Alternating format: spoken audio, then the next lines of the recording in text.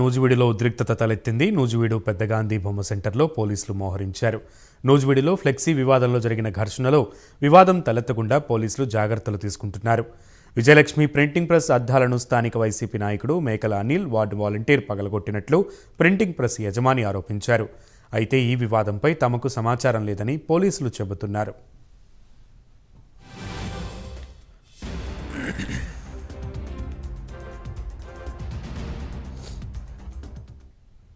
అలగొట్టింది. నేను వచ్చేసరికి చెప్పారు అనిల్ను నితీష్ అనుకున్నాడు ఇద్దరు. దేనికండి?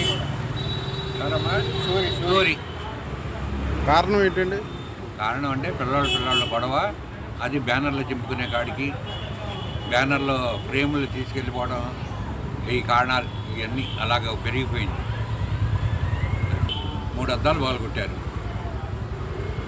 అది ఆ కోపంతో పాల్గొట్టిన వ్యక్తి కౌన్సిలర్, ఆయన బిజినెస్ కౌన్సిలర్.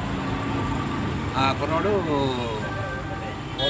వాలంటీర్ కాదు, వాలంటీర్ కుర్రాడు పాల్గొట్టినాడు.